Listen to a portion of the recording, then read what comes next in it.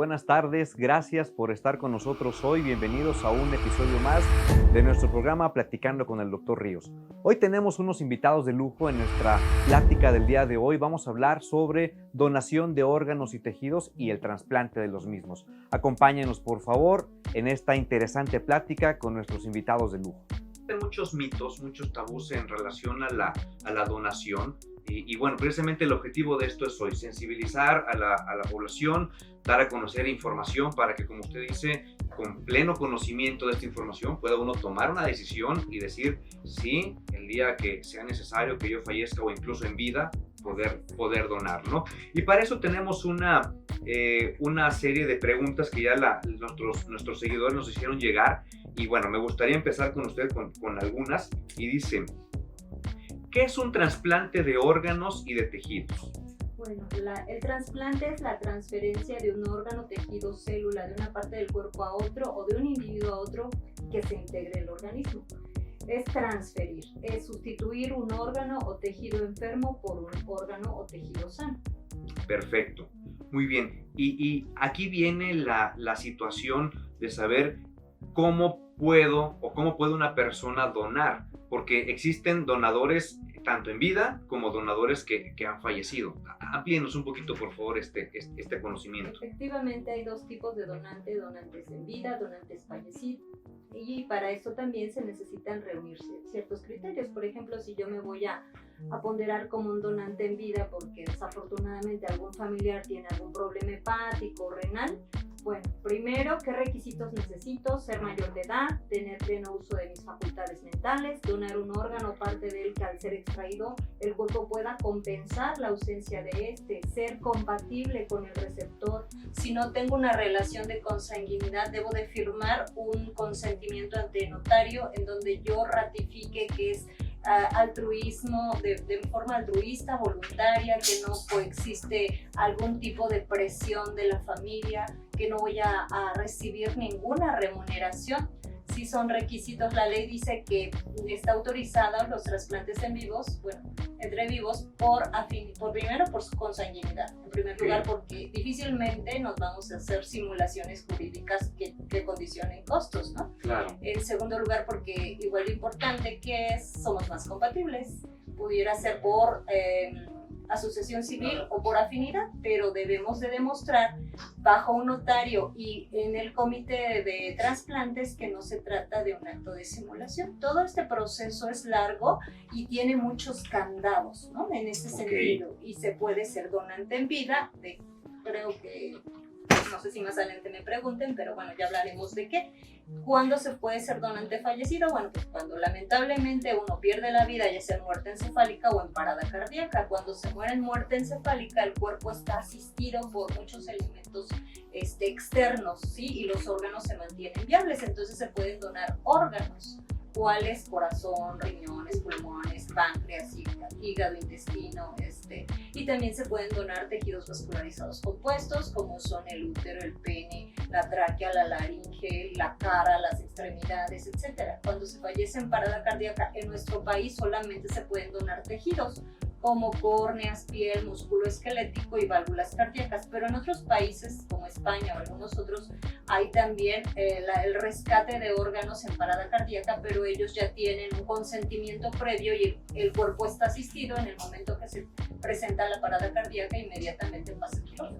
Claro, ¿no? Porque tenemos minutos, ¿no? Sí. Únicamente es una ventana muy pequeña antes de que ese tejido deje de ser, pues, viable, ¿no? Exactamente. La siguiente pregunta que nos hacen llegar es, ¿quiénes no pueden donar?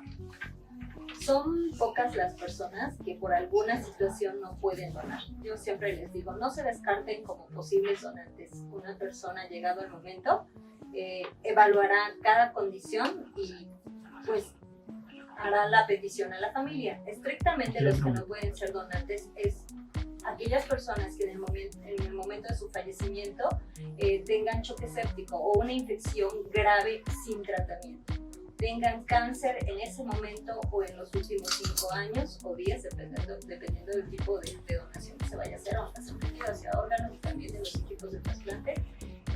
Personas, sobre todo también, que no sepamos la causa de la muerte. ¿Por qué? Porque no estamos ciertos de qué patología la llevó a la defunción y desafortunadamente que eventualmente podamos transmitir a otras personas, ¿no? Existen enfermedades, por ejemplo, como enfermedades pleuropilíticas se llaman, que en nuestro país son muy, muy difíciles de determinar. O sea, son muy poquitas las contraindicaciones. Más bien es voluntad y llegado el momento, una persona totalmente capacitada va a evaluar la condición, va a pedirle a la familia y bueno, ya será la familia la que toma la decisión. Doctor Eslava, gracias por estar. Gracias por invitarnos. Gracias. Una de las preguntas que estábamos platicando es, bueno, una persona puede donar en vida, una persona puede donar ya cuando ha fallecido, y nos comentaba la doctora que hay donaciones en vida y son específicamente ciertos órganos que se pueden donar en vida. ¿Cuáles serían estos órganos? Claro que sí, mire, de los órganos que se pueden donar en vida es el riñón, es hígado, un segmento de hígado obviamente. Básicamente son los principales órganos que se donan. Hay un protocolo muy estricto para que estos pacientes puedan ser candidatos a donación. Principalmente, o de los requisitos más importantes es que sea una persona sana o que no tenga alguna disfunción orgánica. Y obviamente en nuestro país que sea mayor de edad, ¿no? Es uno de los requisitos indispensables para esta donación. Perfecto, perfecto. La siguiente pregunta dice, ¿la persona que dona órganos, a cuántas personas puede ayudar? Bueno, es variable, pero se dice que hasta más de 100 o 106 personas. De 100 a 106 personas. O más son las que pueden llegar a donar. ¿Por qué? Porque, bueno, me imagino que ya se comentó cuáles son los órganos que se pueden llegar a donar. Pero, obviamente, riñones, cuando son posibles donar ambos riñones. Ambos riñones, ok. Son 2 personas, hígado, corazón, pulmón, piel y tejidos, músculo esquelético, que ahí es donde se da la mayor cantidad de personas beneficiadas con este tipo de tejido, ¿no? Córneas, etc. Doctora, ¿nos puede hablar un poquito de la lista de espera para la donación de órganos? ¿Qué es esa famosa lista que nos comentaba? Bueno, es un registro de personas. Todos piensan que esa lista debe de ser como el apego estricto de si yo soy el 1, se supone, o el 3, si ya pasaron los 2 primeros, tengo que pasar yo. Es un registro que lleva el Centro Nacional de Trasplante y es alimentada por todos los institutos, por todas las unidades hospitalarias, por todos esos médicos que realizan los protocolos para los pacientes, ya sea de riñón, de hígado, etcétera. Es una lista en general, pero por ejemplo, si nosotros pertenecemos al sector ISSSTE, al sector IMSS, pues no nos va a tocar de tal a tal folio, o sea, eso se va dando en automático. Además, en la institución se ecualecen todos los receptores que están pendientes de y no necesariamente deben de ser secuenciales. Y generan un número progresivo, no necesariamente el 1, 2 y 3, le pueden tocar el 1500, el 2300, pero sí va progresivo. Cuando se asigna un órgano o un tejido, se toman en cuenta muchas situaciones y en ese momento existe una urgencia nacional, es decir, que si hay alguna persona que esté en riesgo de fallecer por falta de un hígado o por un corazón. Entonces, el que se guía de la lista tendrá que esperar porque se atiende independientemente del tipo de sector al que pertenezca esa persona, público, privado, ISSSTE, se atiende la urgencia. Si no hay urgencia, entonces el establecimiento al que corresponde también verifica si esa persona está registrada primero, si tiene las condiciones aptas, hablábamos de compatibilidad de muchas cosas, la condición de salud que priva en ese momento, la distancia en la que se encuentra esa persona, o sea, son muchas las prerrogativas que se deben de tomar para poder asignar, pero por supuesto que existe y es un registro que se debe de tener. Solamente las personas que están registradas pueden ser susceptibles de ser trasplantadas. Las que no, por ejemplo, algún paciente que, no sé, agudamente presentó alguna falla hepática por una intoxicación medicamentosa o alimenticia, obviamente ya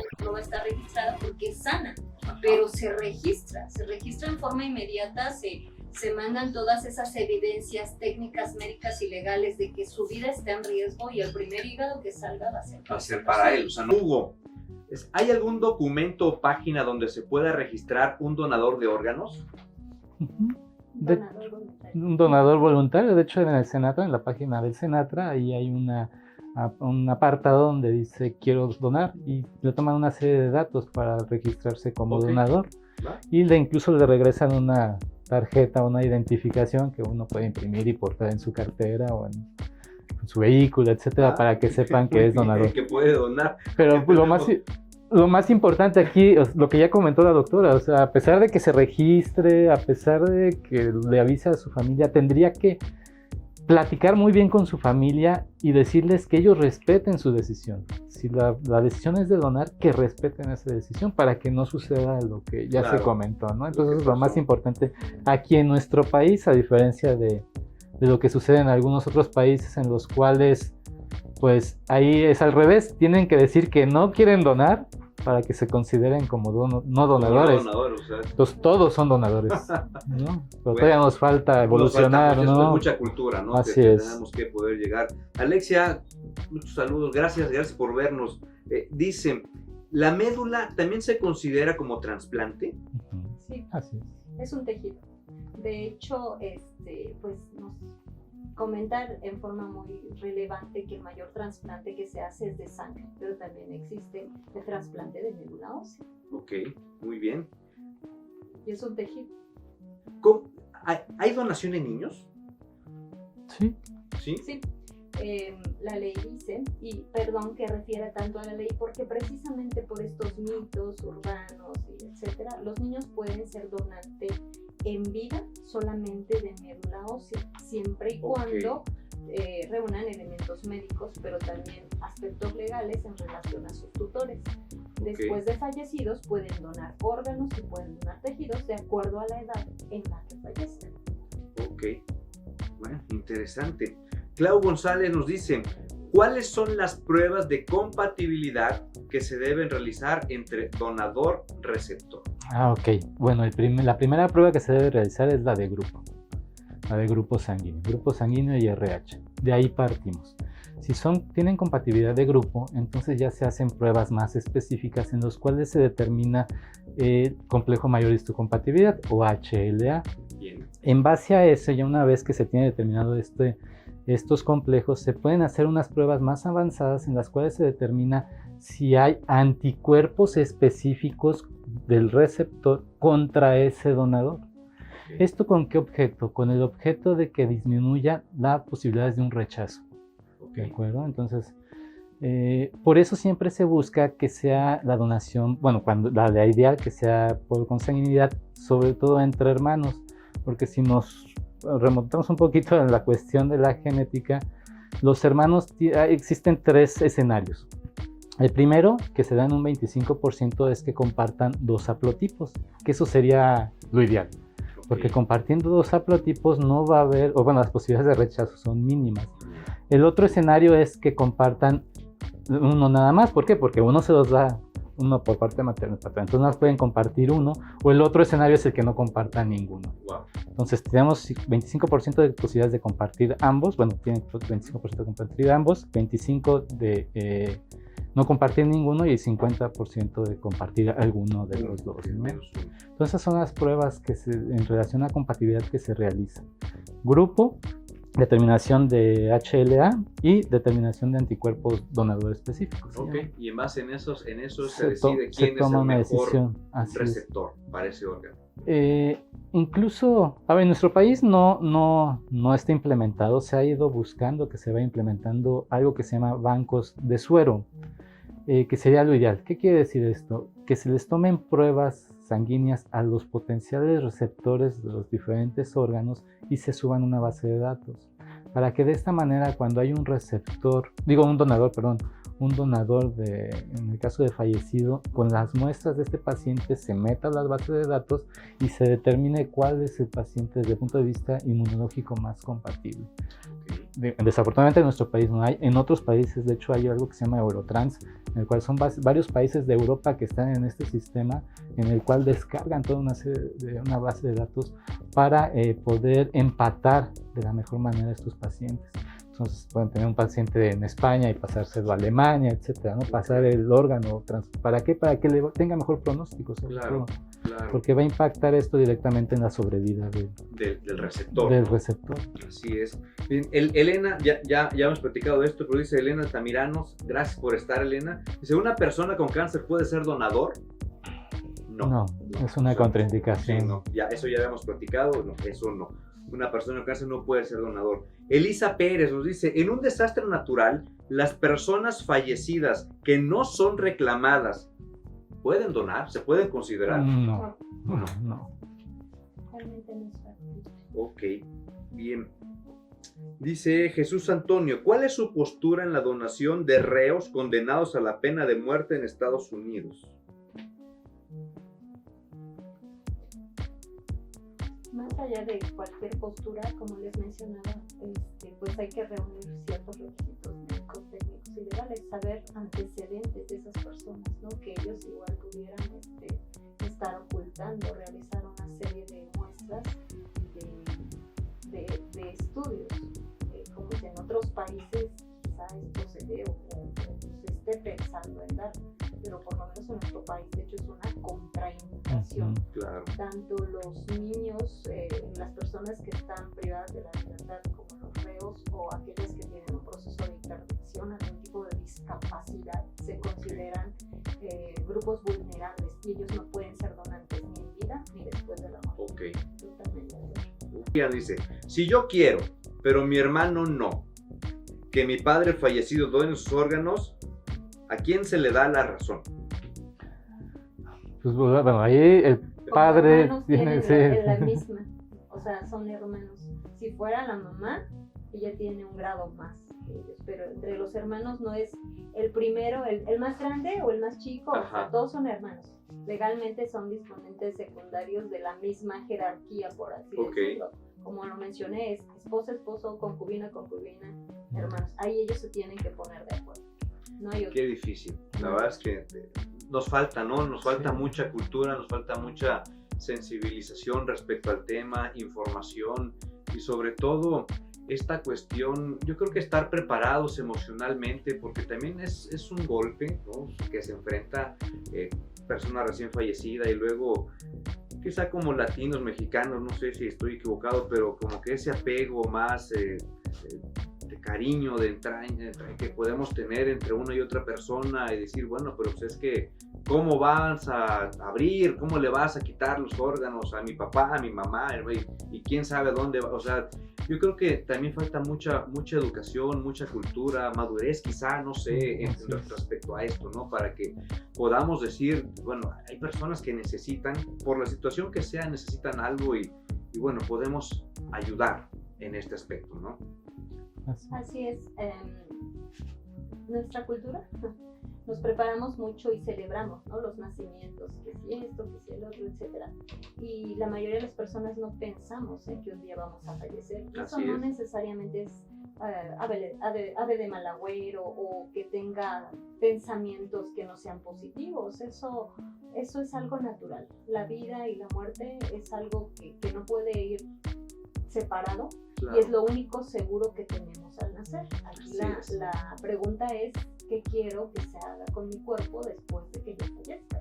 Y vamos a nuestra cultura nuevamente, en donde dice, cuando yo fallezca, quiero que me lleves mariachis, quiero que me lleves esto, quiero que me pongas mi traje, quiero que me lleves a no sé dónde, pero cuando se le dice, quiero que respetes mi decisión de donar órganos, no se lleva a cabo. Y no es que critiquemos a las personas que no lo están aceptando. Ya mencioné que es muy difícil, es un momento muy álgido para ellos, en donde efectivamente llega una persona, quizá me dijeron que quería mi familia, ¿no? Donar, pero la mayoría no emite esa posición.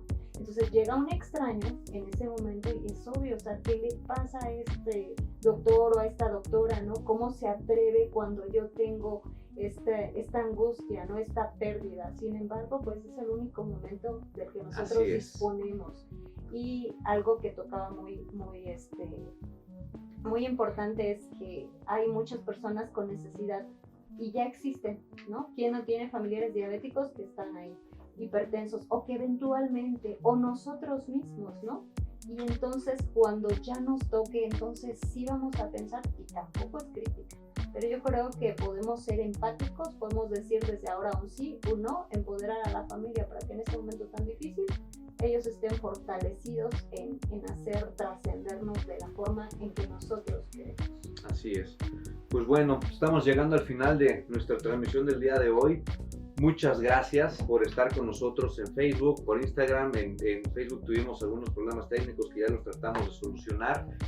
Gracias a los doctores por estar con nosotros. Tenemos unos detalles para los doctores, por favor. Una pequeña muestra de agradecimiento para ellos por haber estado con nosotros, por haber dispuesto de su tiempo, de venir desde donde tenían que venir para estar con nosotros hoy, muy a pesar de, doctora, con todo cariño de todo el equipo que está aquí atrás, de todos los que tocamos. Doctor Eslava, muy amable, disfrútalo, por favor. Gracias. Sí, de verdad, puedo dar fe, puedo dar testimonio de la calidad humana de los doctores. Los conozco de ya hace varios años, afortunadamente. Puedo decir que son unos especialistas, personas éticas totalmente, altamente profesionales. No únicamente son profesionistas, son profesionales en lo que hacen, en cómo se desempeñan, en la forma en que tratan al paciente. Y aquí estoy seguro que hay personas que los conocen, que han tenido la oportunidad de ser pacientes suyos y no me van a dejar mentir la calidad de persona que tenemos en este momento aquí sentados en este sillón. Y de verdad, muchas gracias por haber venido, gracias por estar con nosotros el día de hoy. Espero que no sea la única vez que estemos acá porque falta mucho y pues nuestra labor es tratar de compartir y gracias por haber venido. Gracias a usted por esta oportunidad y que ojalá en alguna de estas personas pues empiecen a difundir, empiecen a platicar con la familia. Esto es lo que nos hace falta. Gracias. Así es. Gracias. Pues, le agradezco, doctor Ríos. Pues bueno, nos estamos viendo, muchas gracias, compártanlo por favor y nos estamos viendo para la siguiente transmisión.